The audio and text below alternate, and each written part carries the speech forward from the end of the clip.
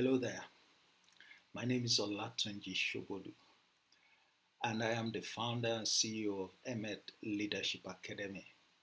At Emet Leadership Academy, our focus is on nurturing leaders by the word of truth. Our tagline is leadership nurtured by truth. I have the privilege today to share with you some nuggets on the truth about leadership. And I have called this short presentation, this short course or mini course, if you like, brutal truths about leadership. Brutal truths about leadership. The truth is that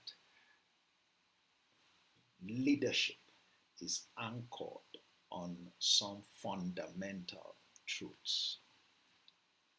Part of what we see today is that many of those truths have been overlooked, neglected. Leaders have omitted them out of knowledge or ignorance. And as I would fondly, say, the stones that the builders have rejected, they remain the head of the or the cornerstones. These truths are well researched. These truths are proven. These truths are cornerstones for doing leadership right, for doing leadership right. Now, let me say something about the truth.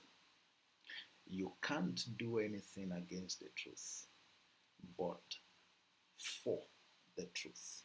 That is, you can never stay on the wrong side of truth. You can't oppose truth. Wherever the truth is spoken, wherever you operate by the truth, it will prevail. So the truth is a powerful foundation upon which to carry out any endeavor. The truth makes us ready to excel in any particular endeavor. Now, we are focusing on leadership, the subject of leadership, the all-important subject of leadership. Now, leadership, I would argue that nothing perhaps is more important. Why? Because leadership involves the lives of people. It involves the future of people. It's a huge responsibility where the future of people are committed into the hands of a leader. And the truth is, whatever the leader makes of them is what they will become. All right, so it's a weighty responsibility and it should not be toyed with. We shouldn't play around with it. That's why it's important, however brutal the truths are, that we must do leadership on the basis of truth. You know what they say, that truth is bitter. But there is also the perspective that light is sweet, okay? But, truth, when you have it, it gives light. You know what to do in any situation to get any kind of result, all right? And light is sweet. If you are in that position, it is sweet. But guess what? Embracing the truth and acting on the truth proves to be a challenge. It proves to be a challenge. It can be burdensome. But that's the way to go. The way of truth is the guarantee that tomorrow would be better. Tomorrow will offer better quality of life. That tomorrow will be full of the results that we desire. So the truth makes you ready to serve in any area. The truth makes you ready to lead effectively. If you can lay hold on those core truths, you empower yourself beyond measure. And this is the whole idea of the class of 12. This is the whole idea of the class of 12. This is a unique approach to the subject of leadership. This is leadership built on a stronger foundation. If you will keep to it, you can't mess up leadership. You can't mess up in your leadership assignment. You can't mess up the lives of the people. The lives of those who commit to your leadership will be the better for it. That is the promise of truth. That is the promise of truth. There is the word that we read that says, buy the truth and don't sell it. That gives you an idea that you can buy the truth from the one who doesn't know its value. But the moment you take possession of it, you are not to allow it to go. You are not to allow it to go, because the value of truth cannot be quantified. The one who sells the truth is probably stupid, doesn't know the value. Otherwise, the counsel will not be given. Buy the truth and don't sell it. He said, if you know the truth, you are done. Nothing can hold you back from realizing what the truth promises. And the truth is not just talking about some vague truth. It's talking about your knowledge of certain core principles. That everything in life runs on the basis of principles. But some principles are core. They are so core that if they are out of course, if you choose to disrespect them, nothing can be built on them. Nothing can be achieved. And I can give you one of them. There is what you call seed time and harvest. And you can relate to that because you know, if I give you a seed, you know what to do with it. If you do the right thing to do with it, it's going to give you a harvest. All right? And it doesn't matter whether you do it or I do it, as long as we follow the principle, the truth about the seed and its harvest, we're going to get the same result. Okay? That principle works. It has no respect for anyone. Everyone that commits to it will get the results that it promises. That is how certain, and that truth, everything on earth rides on it. Input and output. What you put in is what you get. You don't expect to get more than you put in. That is an attempt to compromise that truth, and it won't succeed. So there are truths about leadership that are that fundamental, that are that sacrosanct, that if you sidestep them, as many of us are doing, we mess up the responsibility to do leadership right. Unfortunately so. Unfortunately so. So the class of 12 focuses on those 12 truths, and it deals with each of them in detail, showing practically what they stand for, what they mean, the problems that will happen when a leader chooses to walk contrary to them, how the various truths interact and work together to make for success in that all-important leadership responsibility, in that all-important leadership role. So I think that we have shared these slides before, And I just want to highlight those truths. Just want to highlight those truths. If you listen to this quote of mine, for example, it's a big mistake not to operate as a leader based on the brutal truths. They help unlock the power that makes your leadership purposeful and successful. That's why this class, it's not a big class because it's an intensive series meant for serious people, those who understand the significance of leadership, those who understand that leadership is about the people, those who understand that nothing short of the truth is good for a leader, and those who want to understand it at a deeper level so that they can be effective in their leadership to that extent. Don't overlook the truths. They are brutal truths, but they are powerful. They are brutal truths. We can't do anything about them. All right? That's their nature. But they are brutal only in terms and to the extent that they demand compliance, albeit full compliance. And it's not always convenient. However, they are sweet, very sweet, because they guarantee results. They never fail. We neglect or omit to seek and command these brutal truths.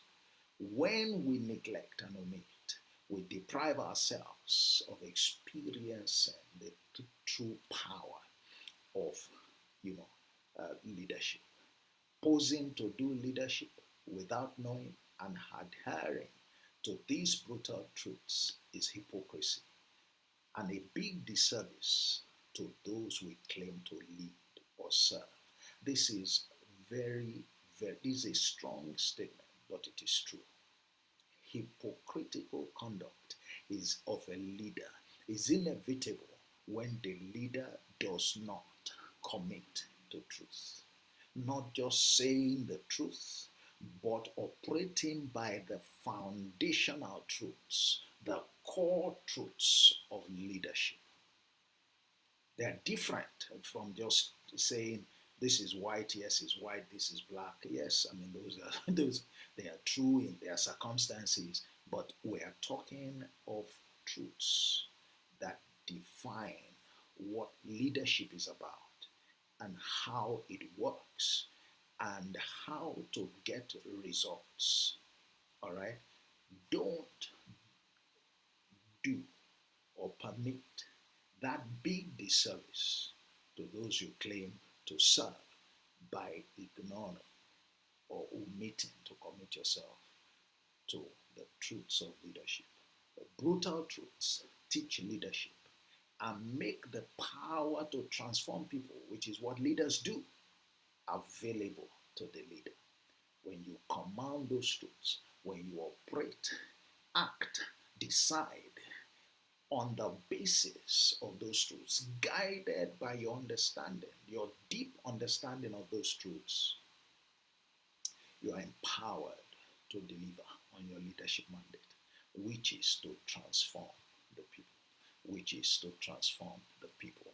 So you find, different statements that emphasize, all right, the instructive nature of the truths of leadership. The brutal truths make the leader strong and positions her to do exploits in the conduct of our assignment.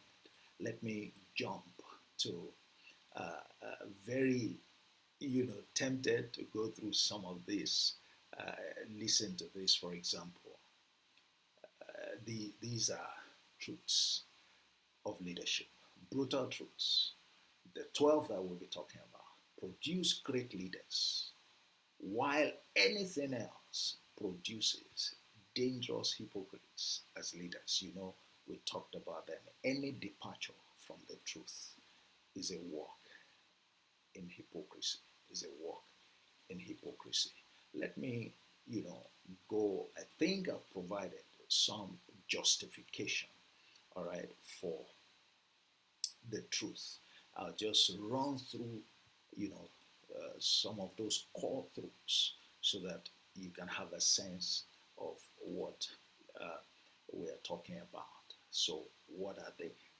The authority, number one, the authority of the leader, its uses and abuses. Where is the place of the leader's authority in the conduct of leadership?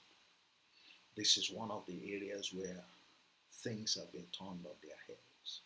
There is an important cornerstone place for the leader's authority, the use of the authority, and a leader must understand the limits of the use of the authority so that that authority is not abused. But to neglect the leader's authority, your authority in the conduct of leadership, for any reason, is to put a foundation in place that is out of course, and that's dangerous. The second is the leader's multi-dimensional identity. Leaders don't have just one identity. The leader's identity is crucial. What's your identity as a leader? Do you even know your identity? Do you know the dimensions of your identity? Do you understand the dimensions of the leader's identity that even make people want to follow, that makes the leader attractive, that makes the leader compelling, all right, in the lives of those who follow? That, the issue of identity, is crucial to the conduct of leadership. If you miss it, you miss another cornerstone. You miss another cornerstone. And there is so much to talk about here. In depth. Because one of the most important things that a leader brings to the table is the identity. But what is this identity? What identity is required? What identity must the leader herself or himself develop? What identity is relevant? What identity provides the right platform to get others to follow and to accomplish your mandate in their lives? Number three, what are the priorities of a true leader? One of the things I found teaching leadership to very senior people is how they mix up their priorities. The real priorities of leaders do not appear on their radar. What they consider to be priorities, such as the kind of results they want to achieve, growth, KPIs, and what have you. Whereas there are more fundamental priorities, and they are determined. But once the priorities are wrong, it means that the leaders will be pursuing something contrary to what is required of them, to what will make their impact on those who follow them certainty. So it's a serious matter. And that's the third, the priorities of the leader. Number four, the brutal truth. A leader must deliver a clear message. What kind of message is expected from a leader? What message does a leader deliver to the follower? What is the role of the leader's message in the relationship between the leader and the follower? How does the leader convey that message? What is the consistency with which the leader lives true to that message? Can you see the various dimensions? Not to have a message, and I don't think many leaders have, is one of the reasons that people are overburdened, people are frustrated, that leaders can't get their people to follow, that they don't earn respect, that the relationship is characterized by dysfunction. What's the message of the leader? Number 4. Number 5, what's the nature of the leader's sacrifice and that unavoidable burden? If anyone tells you that leadership is not burdensome, they don't understand leadership. If anyone tells you that sacrifice is not at the core of leadership, they have taken the wind of the sail of the leadership boat. And this is where it gets tricky for leaders who are not prepared for the sacrifice, who feel burdened. Yet, if a grain of wheat does not fall down and die, it will abide alone. So, the capacity to even carry that sacrifice successfully is crucial. If you don't know it, have a thorough understanding of what it is, recognize it when you see it, and develop the capacity to line yourself up with it. How can you do leadership effectively? Number 6, there's something called the leader's leverage. There's something that the leader brings to the table that is powerful. That is the fallback in any situation. It's like a joker that the leader uses, particularly when they have done, when all that needs to be done have been done. That's the counsel. The place of counsel in the leader's conduct. In the conduct of leadership, a very strategic place, a very interesting perspective, a core brutal truth. In fact, it's so brutal that it will be difficult for people to embrace, yet we can't do anything about it. The earlier we line up with it and take advantage of it, the better. I call it the leader's leverage. That's number 6, brutal truth. Number 7, there's a bullet that the leader must take alone. So here we'll be talking about responsibilities that are exclusive to the leader, that the leader does not pass on or expose the followers to. It's a bullet that the leader takes. And almost always, occasions like that would arise because they come with the territory, because of what the leader is trying to accomplish in the lives of the followers. And we need to drill that. We need to understand that. If we don't, leaders would overexpose those who follow them. It will create a lot of problems, credibility problems. It will work against the priorities of good leadership. Number 8, the leader's heart. The great source of power and how to use it. You must have often heard leaders with a heart.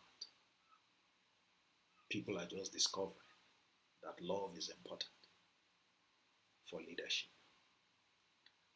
But we'll be talking about that because there is more to it than just the idea of love. How do you develop it? How do you express it? What is the makeup of that love? How do you use it?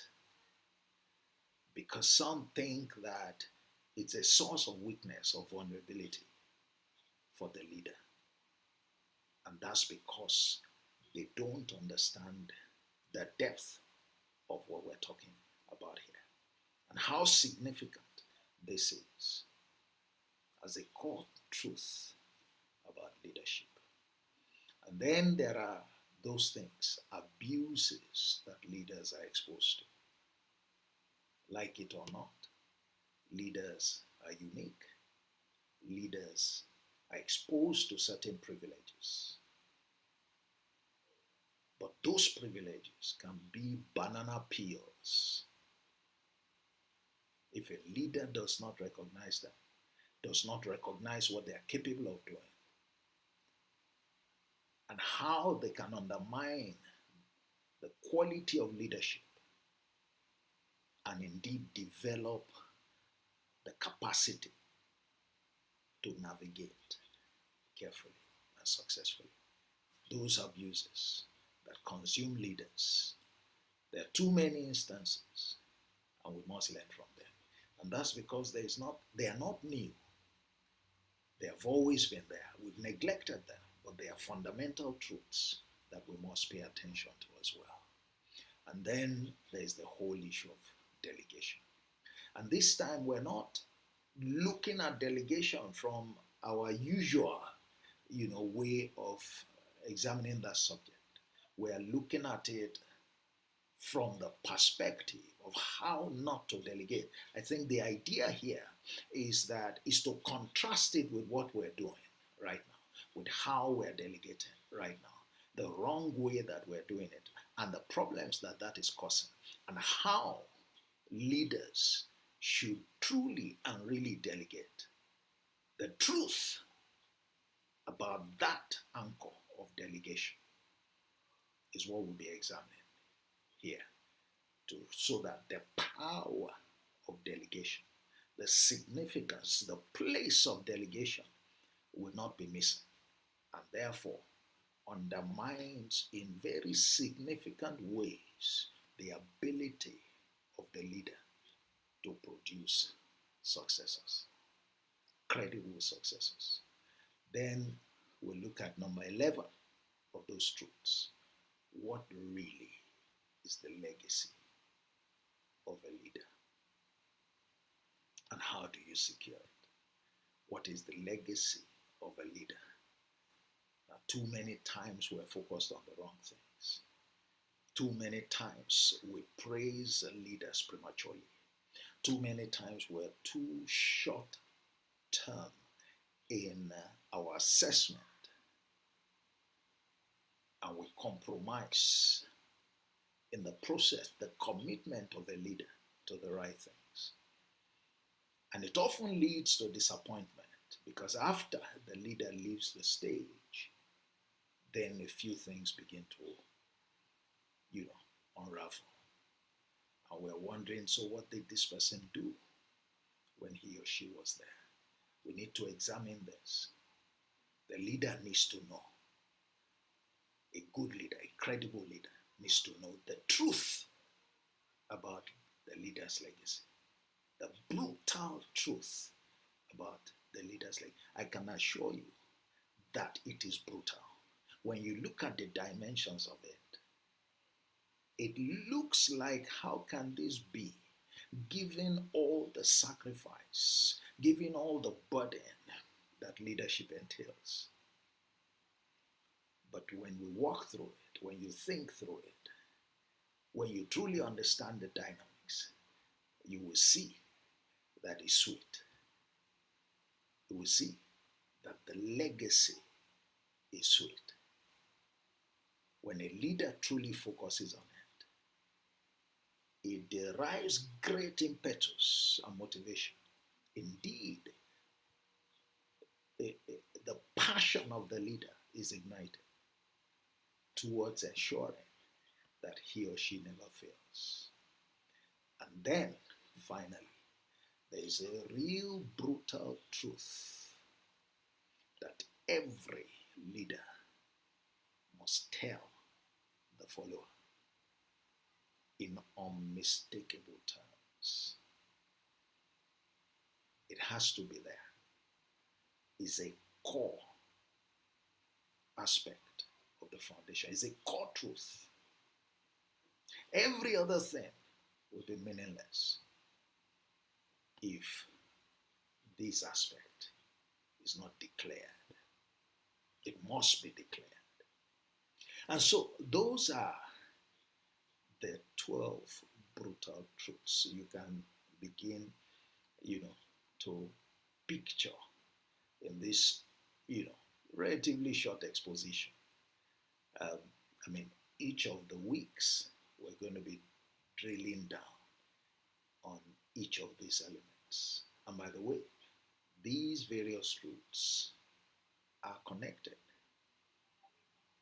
There is an interrelationship, and we must recognize that. So these are all the things that we'll be discussing, and you can imagine what becomes of every leader that submits themselves to this process. So once again, this is a prelude to the class of 12. That is like the advanced program on the brutal truths of leadership. 12 brutal truths over 12 weeks by a cohort made up of 12 executives. And if you're interested in it, look at the link, put a call through, or go ahead and register for it.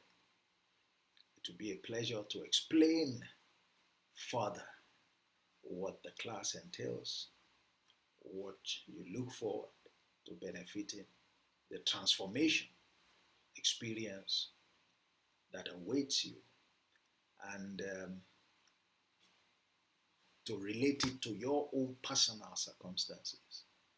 So if you would like to speak with me further about it, you are free. Click on the button, book a call with me, and we'll walk through. And then, of course, you can also secure a seat, either directly or at the end of that call. So let me stop here. I believe that you have some unique insight, as to what the program contains. And there's so much more to look forward to, especially being a part of that class. And I hope you decide to be a part of it. I look forward to seeing you in the class. God bless you.